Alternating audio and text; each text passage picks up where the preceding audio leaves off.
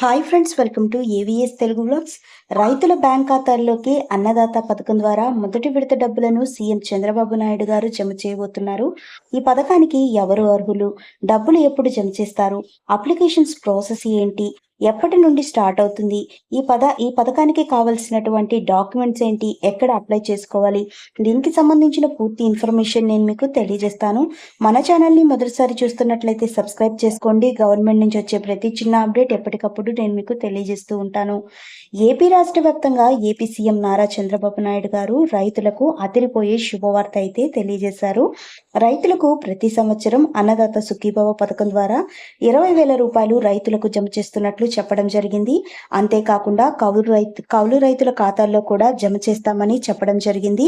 దాదాపుగా 50 లక్షల మంది రైతుల ఖాతాల్లోకి, అంటే ఇంచుమించుగా మనం చూసుకున్నట్లయితే గనక ఈ పథకానికి రైతులు అర్హత సాధించే అవకాశం ఉందని అధికార వర్గాలు వెల్లడిస్తున్నాయి. ఇక మొత్తం 20,000 రూపాయలు ఎన్ని విడతల్లో జమ చేస్తారో చూస్తే గనక 3 విడతల్లో జమ చేస్తారు. ఎందుకంటే మనం చూసుకున్నట్లయితే కేంద్ర ప్రభుత్వం 6,000 రూపాయలు, రాష్ట్ర ప్రభుత్వం 14,000 రూపాయలు జమ చేస్తారు. ఈ 14,000 రూపాయలను 2 విడతల్లో 7,000 రూపాయలు, 7,000 రూపాయల చొప్పున జమ చేస్తారు. ఇక ఈ పథకానికి అప్లికేషన్స్ పెట్టేటప్పుడు ఆధార్ కార్డు, అలాగే రేషన్ కార్డు, రైతు యొక్క పొలం యొక్క పట్టాదారు పాస్ పుస్తకం జెరాక్స్ అయితే పెట్టాల్సి ఉంటుంది. తర్వాత అర్హత ఉన్న రైతులకు వెరిఫికేషన్ పూర్తి చేసి డైరెక్ట్ గా రైతుల ఖాతాలో డబ్బులు జమ చేస్తారు. కాబట్టి కంపల్సరీగా మనకు బ్యాంక్ అకౌంట్ డీటెయిల్స్ అనేది ఇవ్వాల్సి ఉంటుంది. బ్యాంక్ అకౌంట్ కి ఎన్పిసిఐ లింక్ అనేది కంపల్సరీ చేసుకోవాల్సి ఉంటుంది. అలాగే ఈకేవైసీ అనేది కంప్లీట్ చేసుకోవాల్సి ఉంటుంది.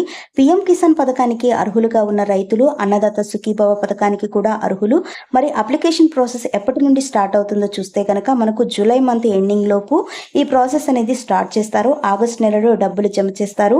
మన పరిధిలో ఉన్న గ్రామ మరియు వార్డు సచివాలయంలో అప్లికేషన్ పెట్టుకోవాలి. సో ఈ పథకానికి సంబంధించి ఏ చిన్న అప్డేట్ వచ్చినా నేను మీకు తెలియజేస్తాను. సో ఫ్రెండ్స్, చూసారు కదా, ఇదండి మనకు అన్నదాత సుఖీభవ పథకానికి సంబంధించిన లేటెస్ట్ అప్డేట్. మరిన్ని వివరాల కోసం, మరిన్ని అప్డేట్స్ కోసం మన ఏవిఎస్ తెలుగు వ్లాగ్ ఛానల్ని సబ్స్క్రైబ్ చేసుకొని లైక్ చేయడం మర్చిపోకండి. Thank you for watching friends. Thank you.